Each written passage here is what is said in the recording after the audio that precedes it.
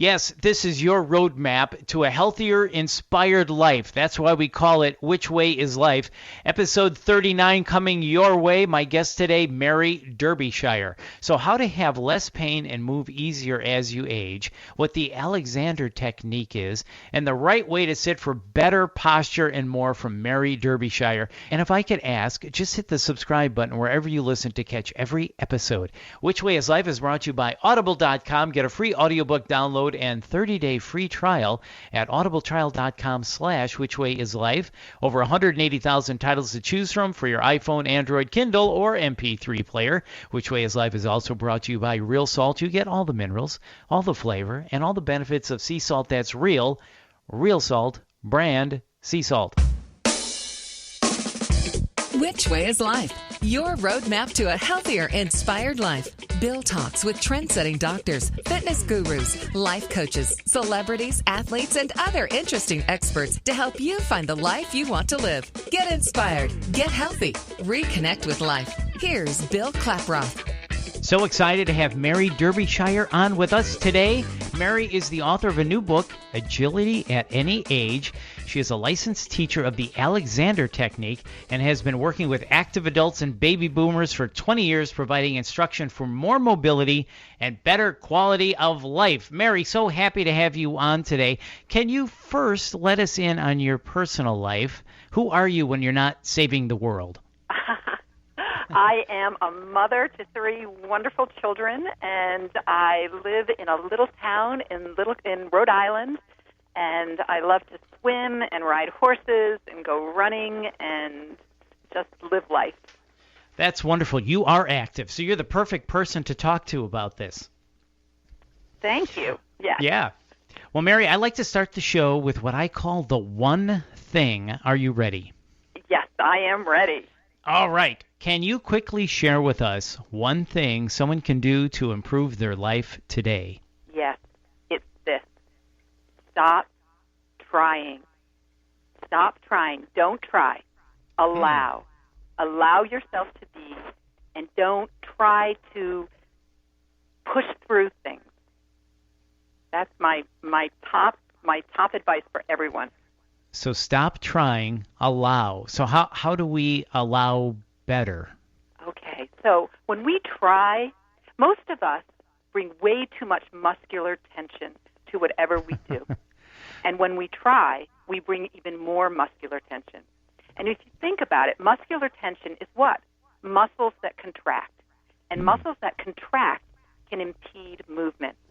So what we need to do is we need to let go of our musculature and allow ourselves to move instead of forcing ourselves to move.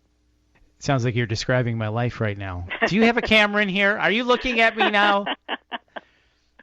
So seriously, allow and just try to muscularly relax more? Yes. Let your skeleton support you as opposed to having your muscles support you. Let your muscles move you and let your skeleton support you. So be more conscious of that. And I suppose if you scan your body, you know where you're tight, right? Yes. And you go, okay, I am tight here. Loosen up, let it go. So that's how we should allow more? Yes, this is the beginning. This is the beginning. When people first come to me for lessons in the Alexander Technique, this is the first thing I tell them. Don't try. Allow yourself to be here. And usually they laugh. They can't believe it. What do you mean not try? I've been taught to try my entire life. Even in elementary school, we got a grade for it, A for effort. Right. Right? So we try, and we try way too hard. So the first thing is to stop and wait and let go of excessive muscular tension in your system, especially the muscular tension that is around your neck, your tongue, and your jaw.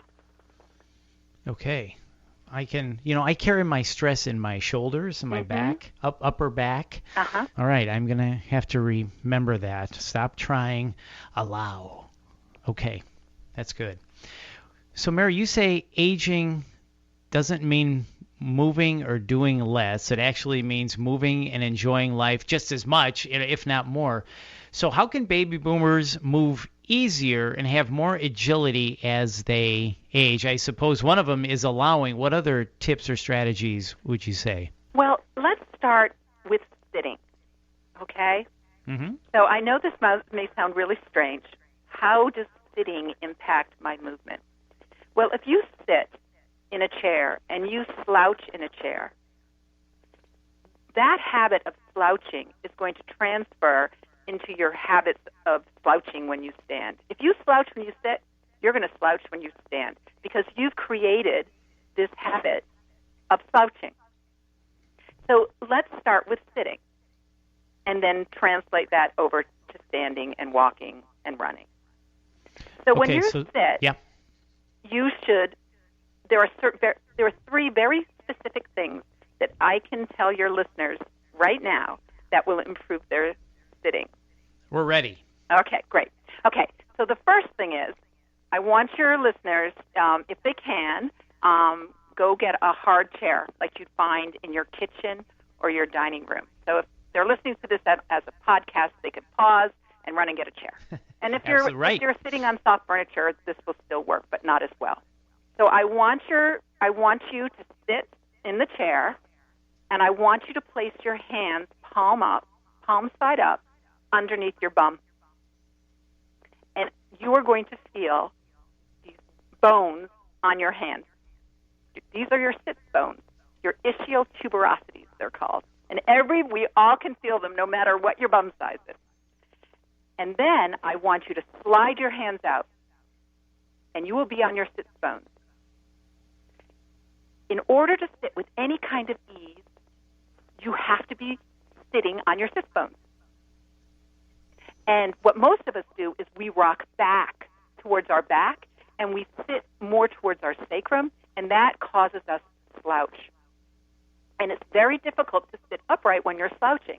That's why it's impossible when someone says, sit up straight. It's impossible for you to sit up straight for any length of time because you're having to use a lot of muscular effort to do so, and you get tired and you can't do it. And then you're in pain. But if you sit on your sit bones, you're automatically going to be sitting more upright. So the first thing is you need a hard, firm chair. The second thing is you need to be on your sit bones. And the third thing is your feet need to be underneath you, a little bit behind your knees, closer to the chair.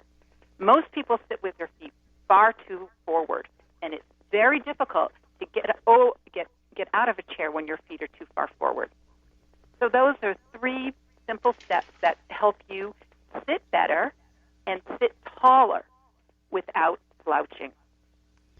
And when you sit better and sit taller, you naturally have better posture then when you're standing and moving and walking. Absolutely. And you won't be so, you won't, like the shoulder pain that you're talking about, that should go away. And I have a couple more tips. Can I give you some more tips? Yeah, well, please. Okay. Bring it. I'm ready. Okay.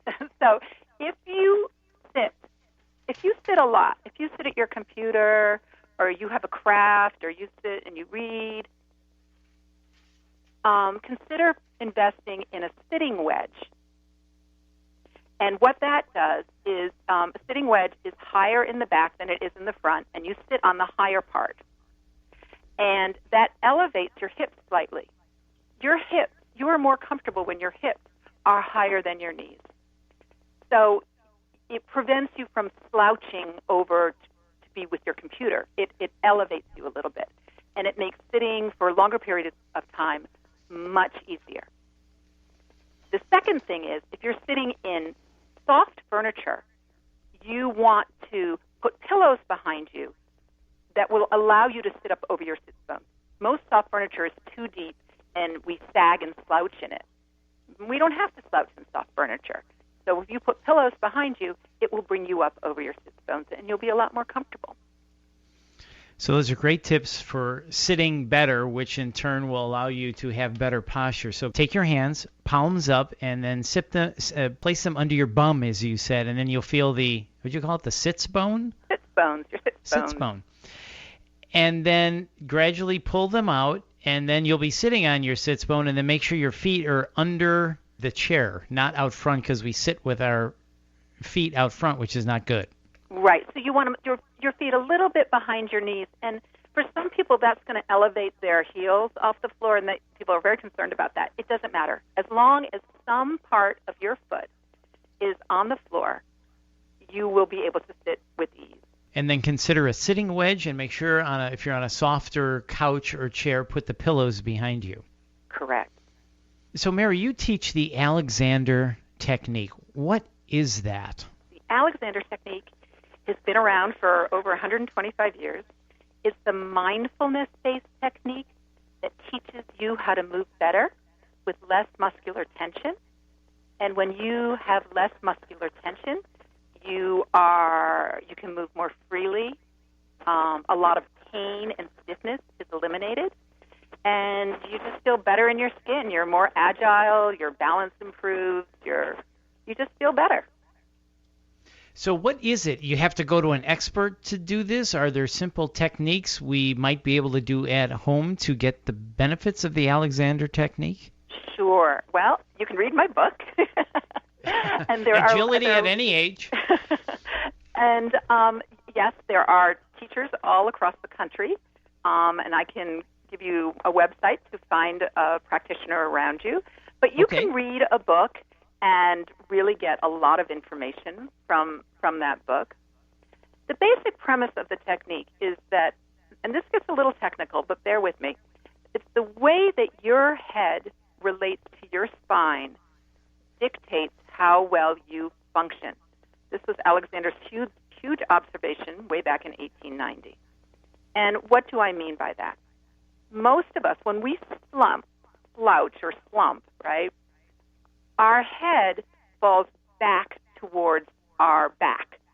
If you think about how a small child is, how they are, like a toddler, their head is perfectly poised on top of their spine. You don't see a toddler slouching. And they can run, jump, skip, play, and they never, you never hear of a 3-year-old say, oh, my goodness, I played all day and my neck is bothering me, right? Oh, my back hurts me, right. So what do I mean by that? So here's another thing for your listeners to do. If you were to take your index finger, your second finger, and place that finger on the flap of your ear, and then take your thumb and place it behind your earlobe, right? This, deep inside your skull at this place, is a joint. It's called the atlanto-occipital joint. And this is where your head and your spine should articulate. But most of us adults have developed this habit of articulating. If you place your hands on the back of your neck and you feel the base of your skull there, your occiput, that's where most of us articulate our head. But that's not the point of articulation. That's not a joint. It's just a flexible spine. The joint is almost like where you're, just where I told you, where you're place the index finger and the thumb deep inside the skull. And so what we teach you to do, and you can figure this out for yourself, you don't need a teacher, but teachers are best, is that if you can re-educate yourself to articulate from deep inside the skull there, you actually function better. And your body doesn't have to overcompensate by bringing on all sorts of muscular tension because of this faulty coordination of the head, neck, and spine. And this overcompensating leads me back to your point of allow. We're all so tense and trying to force. I suppose if you're out of alignment, your muscles are in a state of, I don't want to say spasm, but they're overworking when they don't need to be because you're out of alignment. Exactly. So you essentially have two types of muscles in your body. I mean, it's much more complicated than this, but you have your postural muscles, which run very deep along your spine, and some of your abdominal muscles are actually postural muscles, and some of the muscles in the legs. These muscles are designed to maintain your posture, and they fire all day long, and they never fatigue. You're not even aware of them. But then you have a secondary muscular system, and these are like, this is your neck muscle, the neck that's bothering you, your trapezius and your shoulders, and other muscles, like your biceps and your triceps. These muscles are only designed to fire for short periods of time. They're designed for you to do work, like to carry groceries or to, to clean the house Sure. or to make Right. a bed.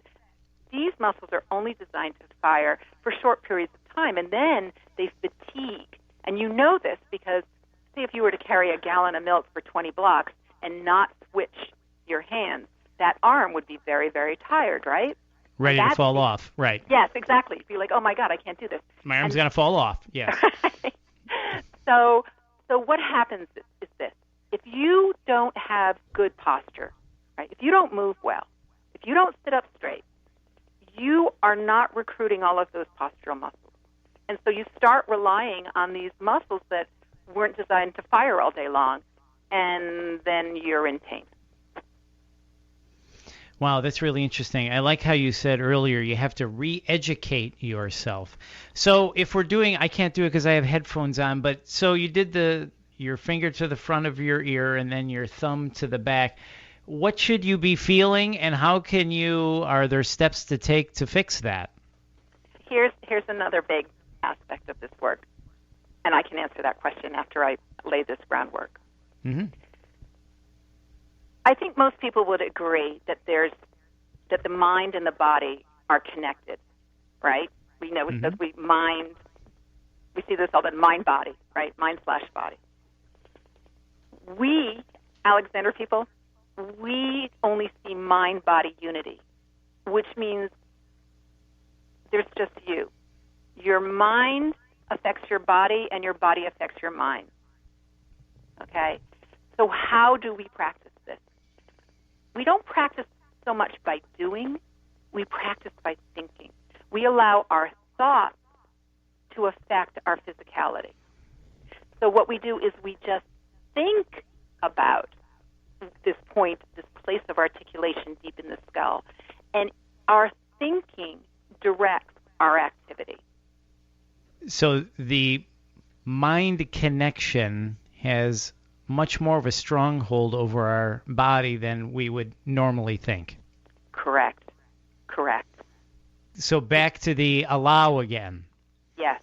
So we need to reinforce in our mind what? What should we be telling ourselves? What should we be aware of in thinking or doing? Well, the first thing we think of is to stop, and in our stopping, let go of muscular tension. So really pay attention to yourself. Stop and really let go. And think about this place that we now know of, and think of it being very light and spacious and easy. So we have an easy relationship of our head to our spine. Here's the thing. Most of us, if you think about the way we have been taught to think about ourselves physically, and certainly within exercise culture, the language that we use is really quite harmful. The first thing that comes to everyone's mind is no pain, no gain, right? I mean, we Right. beat ourselves up. I want to tell you about this research that this Alexander teacher, who is also a neuroscientist, did last spring. And she works with people with Parkinson's because there's a lot of funding for Parkinson's, but it applies to everyone. She took a group of people with PD, Parkinson's disease, and she had a control group of people with Parkinson's disease. And if you don't know, people with Parkinson's have a very rigid gait and uneven gait, and it's their movement is very restricted. And she told one group, all she said to them was, lighten up. She wanted to see how words affect movement. And then she had her control group, and they just were told, nothing. And then she had these people walk across the room. The people who were told to lighten up, their gait stride became longer. Their gait stride became more fluid. and they use less force in their gait stride.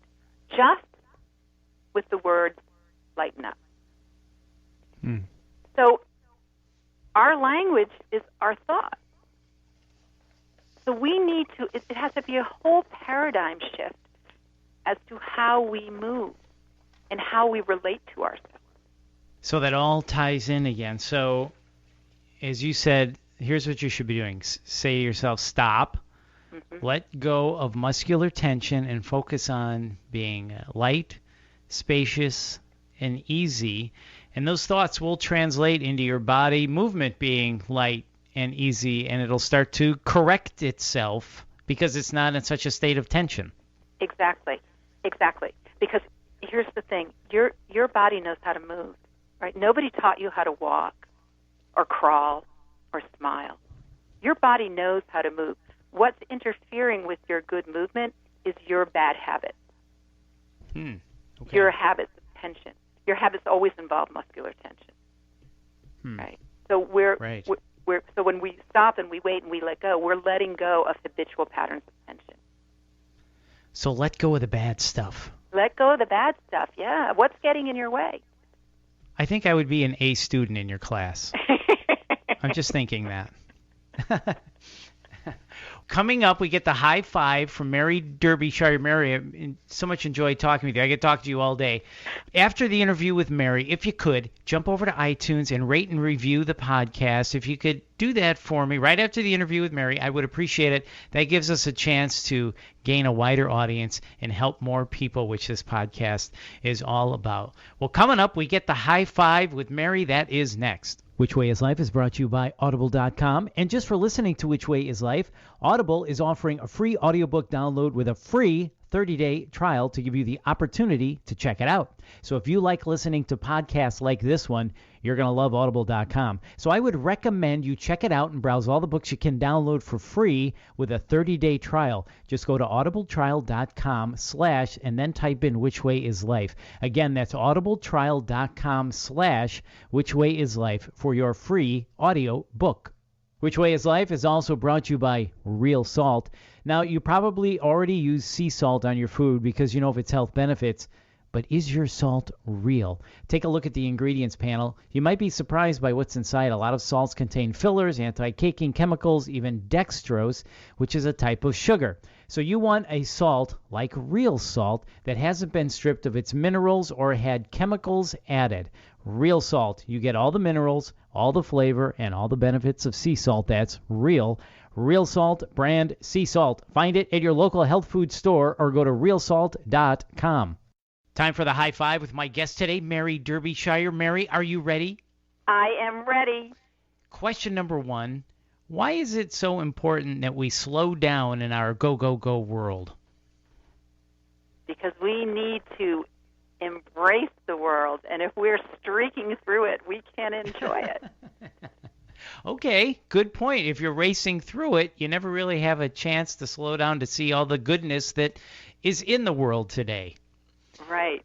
Even though it may not feel like it in our current political culture, there still is a lot of great and good. I would say the majority is good in this world, and we just have to slow down and recognize it. Absolutely. Question number 2, how can we make a resolution to move more? You need to tell yourself, and this is really important, that movement is joyful, and it's an expression of joy. And it doesn't have to be the dirge of exercise. I'm not saying not exercise, but let's think of exercise as movement, right? Exercise is just movement. It doesn't have to be a task. It can be a joyful exploration. Movement is joy. That's a great quote. I like it. Thanks. All right, question number 3. What is your definition of a life well lived? An examined life, a thoughtful life, where you see purpose, your purpose, and you understand what that purpose is. an examined life. And now that's an interesting way to look at it, because you have to stop and examine it and think, am I living life? What am I getting out of this life? Am I doing what I want to do in this life? Am I gaining joy in this life? So you've got to examine it, right? That's Right. a great way you put it. Very cool. All right, question number 4. Do you have a favorite quote you can share with us? Yes, I do. It's from Patrick McDonald, who was a very famous Alexander teacher way back when. And he used to say, if at first you don't succeed, don't try again.